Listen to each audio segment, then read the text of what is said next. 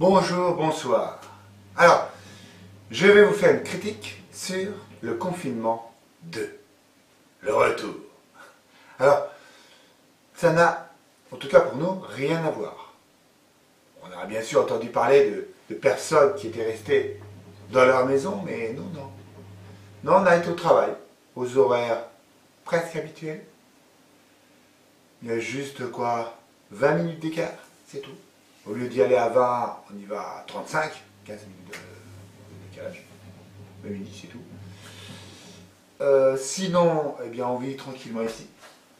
Alors, je vais vous faire un aveu. Au début, on avait une attestation sur mon portable. Si on peut éviter de gaspiller du papier. Mais personne ne m'a contrôlé. Alors, il y a eu des contrôles. Oui. Il y a plein de témoignages de personnes qui ont été contrôlées, qui ont dû payer une amende, etc. etc. Mais nous, non. J'avais l'attestation du travail, hein, parce que j'allais travailler. Ou bien quand j'allais faire des courses. Ou bien, voilà.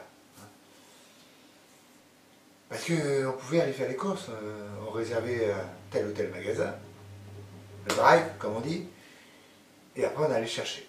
Et aucun policier. Pourtant, je suis passé devant des policiers, hein. Et en plus on habite à côté de Fred. Pas de policiers nous ont contrôlés. Voilà comment moi, nous avons vécu notre confinement. On a été au travail, normal. On a vécu normalement. Sauf que, on n'a pas pu sortir. Culturellement, c'est pas facile. Certaines personnes crachent à la figure de certains artistes qui disent « mais on ne peut plus jouer, il faut qu'on joue ». Pourquoi ils crachent à leur figure? Parce que certains de ces artistes sont plutôt bien payés. Et on imagine qu'ils sont tellement riches qu'ils peuvent passer une année sans travailler. Sauf que c'est pas ça. Il n'y a pas juste eux qui sont concernés. Il y a toutes les personnes qui travaillent dans les théâtres. Toutes. Les livreuses, ceux qui sont à la caisse, etc., etc. Ceux qui impriment les billets, ils ne sont pas riches.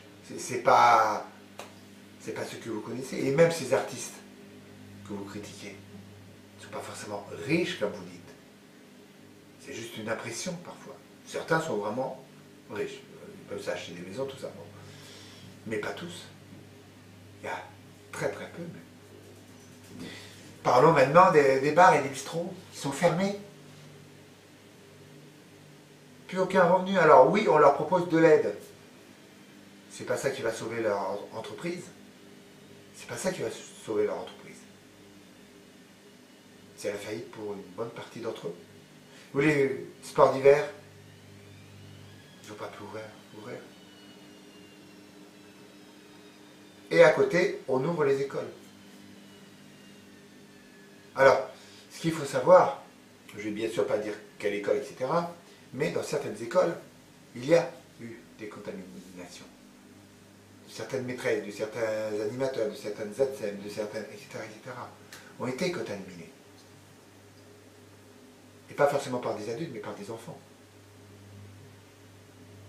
Nous sommes quand même l'un des seuls pays au monde à ouvrir après les vacances de Noël. D'autres ont préféré attendre. Tout ça, c'est compliqué. Bon, bah maintenant je vous laisse et je vous dis à toutes et à tous, rendez-vous pour une prochaine critique très bientôt. Ken Navo avec Charles Grobeck. Au revoir.